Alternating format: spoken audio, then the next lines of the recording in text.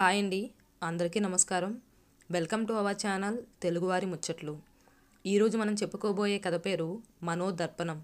రచయిత ఆర్ఎస్ హైమావతి గారు. బస్సు వేగంగా దూసుకుపోతుంది. రోడ్డుకి ఇరువైపులా ఉన్న చెట్లు పచ్చదనాన్ని కోల్పోయి ధూళిని నింపుకున్నాయి. రోజూ నీరు పెట్టే పంట పొలాలు మాత్రం పచ్చని కాంతునీలుతూ కనువిందు చేస్తున్నాయి. 60 ఏళ్ల తరువాత పెరిగిన నా ఊరికి వెళ్తుంటే మనసు ఆనందంతో చిన్నపిల్లలా గంతులు వేస్తుంది. బాల్యం తాలూకు అనుభవాలు నా స్మృతి పదములో మొదలవగానే మనోదర్పణంలో ఒక్కొక్క సంఘటన క్రమంగా ప్రతిబింబించటం ఆరంభించాయి. అన్నయ్యల చదువుల కోసం నాన్నలో ఒక ఇల్లు అద్దెకు తీసుకున్నారు. అక్కడ అన్నయ్యలు, నేను, మాతో పాటు అమ్మ ఉండేది. ఎప్పుడెప్పుడు పరీక్షలు అవుతాయా, ఎప్పుడెప్పుడు సెలవులిస్తారా, ఎప్పుడు భీమలాపురం వెళ్ళి వాలిపోదామా అనిపిస్తూ ఉండేది మాకు. అందరిలోకి నేనే చిన్న. ఆడపిల్లల కోసం కొత్తగా పెట్టిన స్కూల్లో చదివేదాన్ని. అన్నయ్యలిద్దరూ హై స్కూల్లో 6, 7 క్లాసుల్లో ఉండేవారు. పరీక్షలైన రోజే సాయంకాలం భీమలాపురం ప్రయాణం కట్టేవారు అన్నయ్యలు.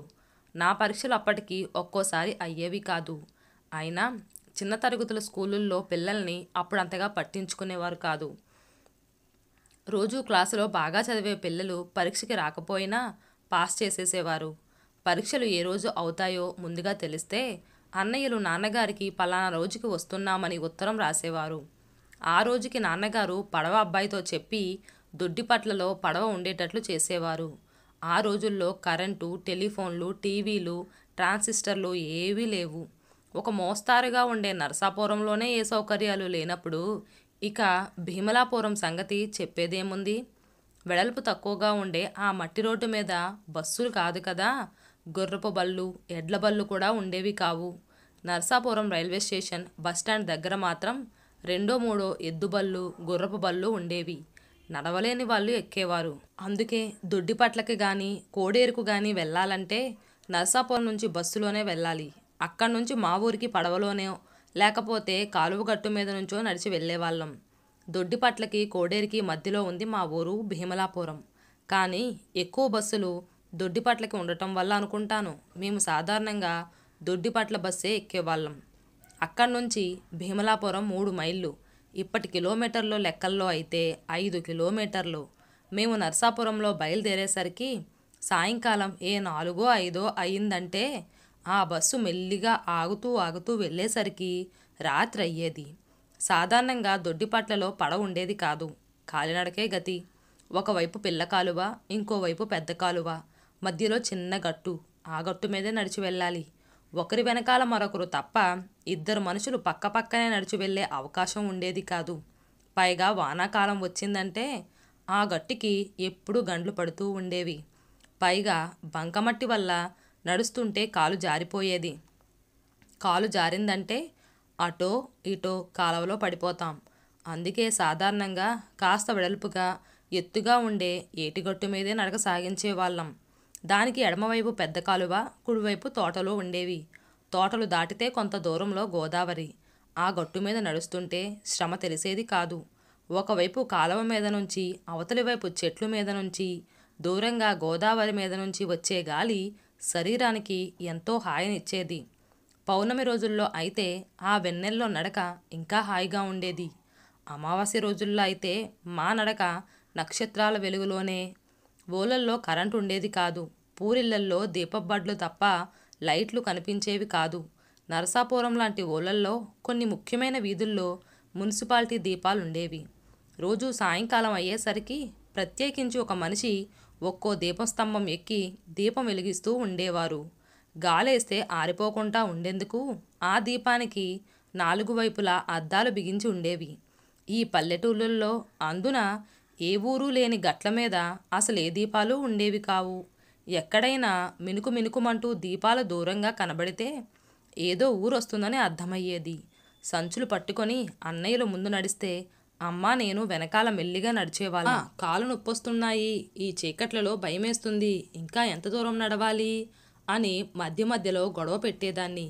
అదిగోనమ్మా 5 కాళ్ళ మన్ని వచ్చేసింది, అదిగో బురుగుపల్లి వచ్చేసింది, ఇదిగో కంచు స్తంభం పాలెం వచ్చేసింది, ఇంకెంత, కొంచెం దూరం నడిస్తే మన భీమలాపురం వచ్చేస్తుంది అంటూ మా అమ్మ నన్ను ఓదారుస్తూ మెల్లిగా చెయ్యి పట్టుకుని నడిపించేది. అయితే 5 కాళ్ళమని పేరు చెప్తే మాత్రం గుండెలు టక్టకా కొట్టుకునేవి. ఎందుకంటే ఆ మర్రి చెట్టు మీద కొరివిదెయ్యాలుండేవని మా నాన్నగారు వాటి గురించి కథలుగా చెప్పేవారు. ఒకప్పుడు మా తాతగారు భీమలాపురంలో కరణంగా చేసేవారట. ఆయన ఒకసారి నరసాపురం పంచాయతీ ఆఫీసులో జమాబందీ లెక్కలు చూపించడానికి వెళ్ళి చీకటి పడ్డాక వచ్చేవారట. అప్పుడు నరసాపురం నుంచి దొడ్లిపట్లకి కూడా బస్సులుండేవి కాదట.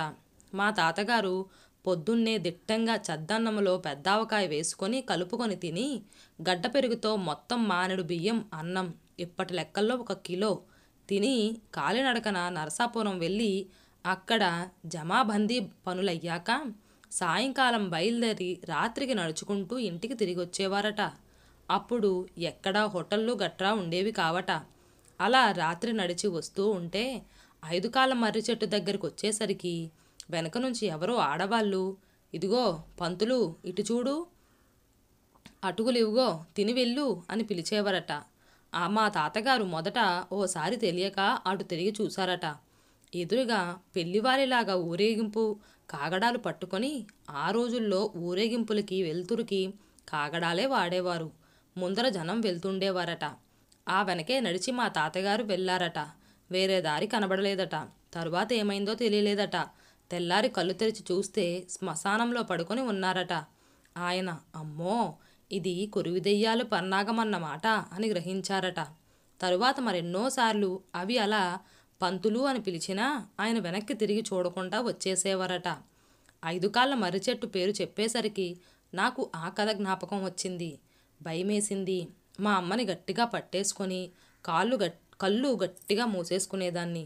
ఏం భయం లేదమ్మా, జనసంచారం లేని రోజుల్లో ఎప్పుడో అవి ఇక్కడ ఉండేవట. ఇప్పుడు కొరివిదెయ్యాలు ఇక్కడ లేవు, జనసంచారం పెరిగింది కదా. అయినా 5 కాళ్ళ మర్రి చెట్టు దాటిపోయాంలే, కళ్ళు తెరిచి నడు అనేది అమ్మ. ఇంకా భయంగా ఉంటే శ్రీ ఆంజనేయం ప్రసన్నాంజనేయం అనుకో, భయం పోతుంది అనేది. నేను భయమేసినప్పుడల్లా ఆంజనేయ జపం చేస్తూ ఉండేదాన్ని. ఇళ్లల్లో మినుకు మినుకుమంటూ వెలిగే కిరసనాయిల బుడ్లు వెలుగులు దూరానికి కనబడేవి. మా ఊరు వచ్చినట్లు తెలిసి ఆ గట్టు మీద నుంచి మెల్లిగా కాలవ వైపు దిగేవాళ్ళం. అక్కడ బల్లకట్టు ఉండేది. దానికి ఓ గేడకర్ర కట్టించేవారు. దాని సాయంతో తోసుకుంటూ బల్లకట్ల మీద నిలబడి కాలువ దాటేవాళ్ళం. ఒక్కోసారి బల్లకట్టు అవతల గట్టునుండేది. అప్పుడు మేము అక్కడి నుంచి పెద్దగా అరిస్తే దగ్గరగా ఉన్న ఇళ్ళు వాళ్ళు, ఇళ్ళకి వెళ్ళే రైతులో వచ్చి ఆ బల్లకట్టుని ఇటు తెచ్చి మమ్మల్ని అటు దాటించి వెళ్ళేవారు. దిగమించి పిల్ల కాలువ దాటేందుకు 2 తాటి దొంగలు వేసి ఉండేవి. వాటి మీద నడిచి పిల్ల కాలువ దాటి మేం పరుగు పరుగున ఇల్లు చేరుకునేవాళ్ళం.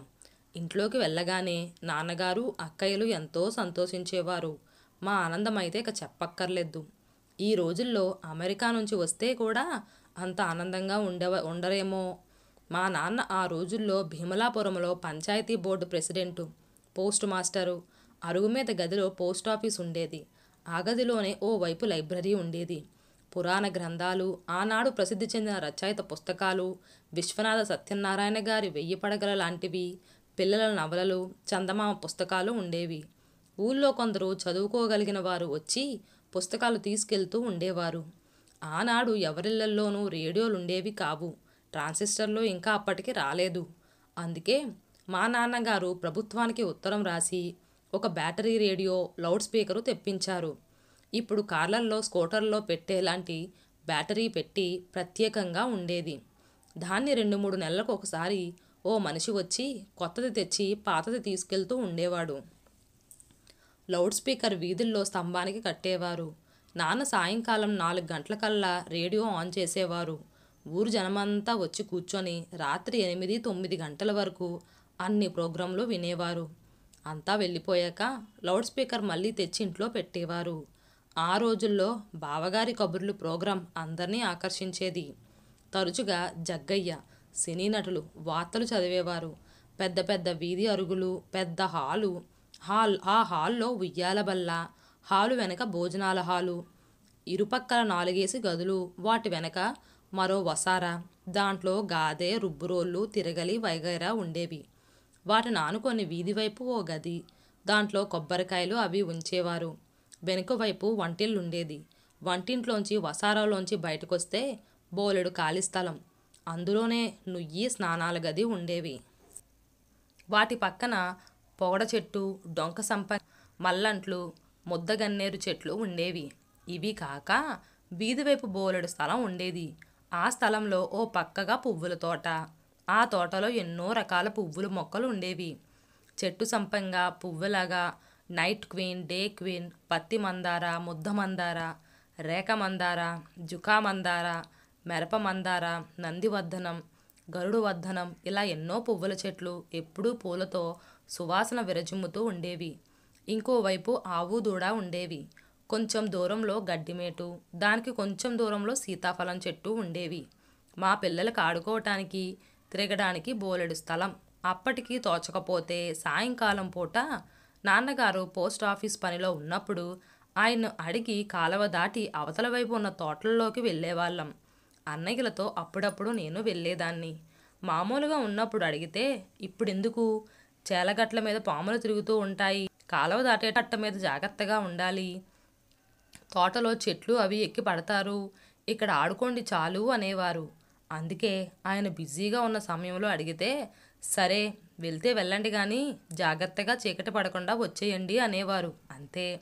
అలా అనగానే ఇక వెనక్కి తిరిగి చూడకుండా పరిగెత్తేవాళ్ళం.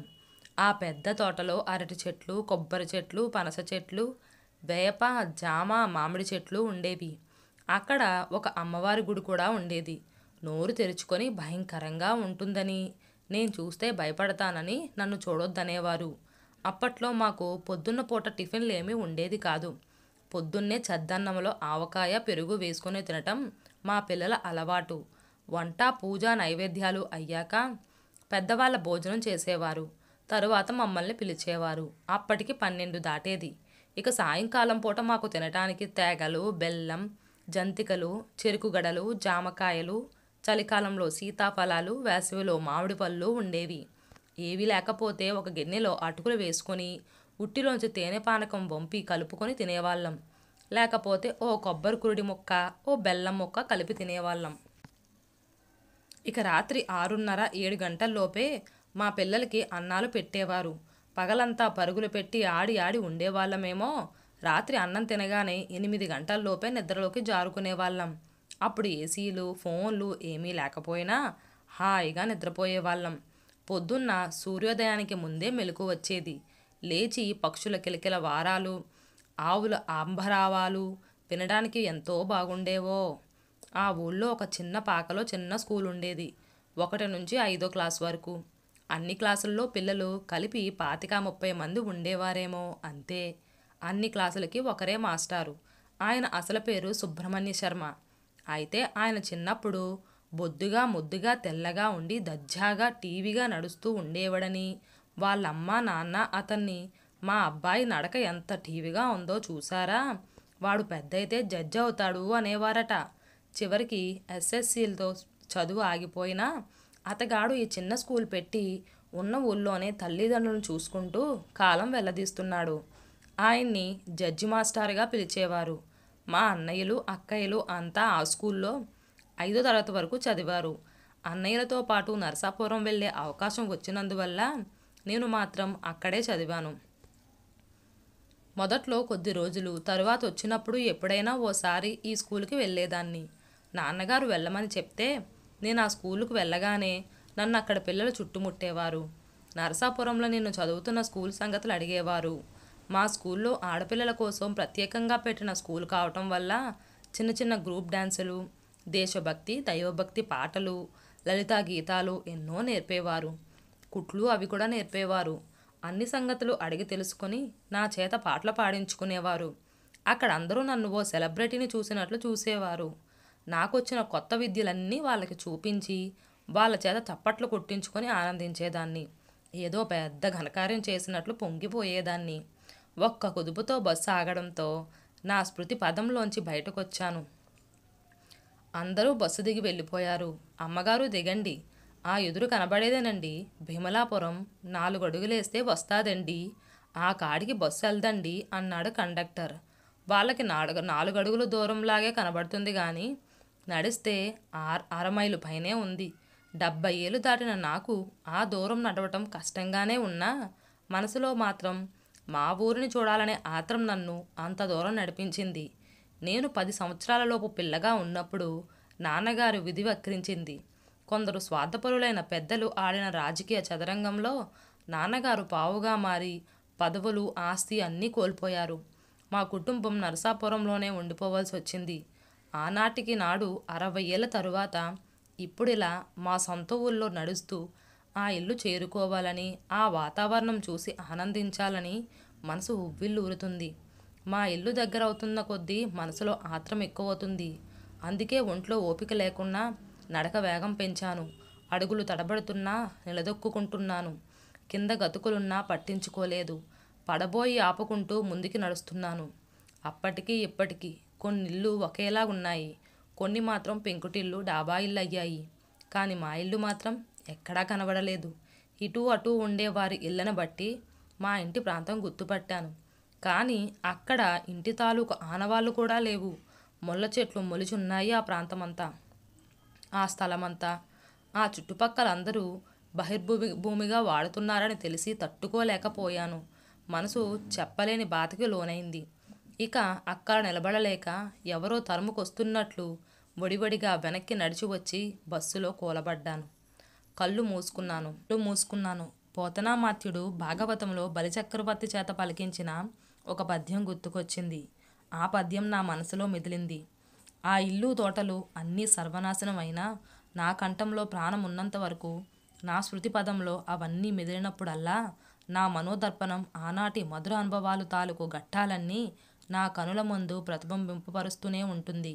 దాన్నెవ్వరూ నాశనం చెయ్యలేరు. నాశనం కాదు అని గట్టిగా అరవాలనిపించింది. బస్సు తిరుగుముఖం పట్టింది. నా ఆలోచనలాగే.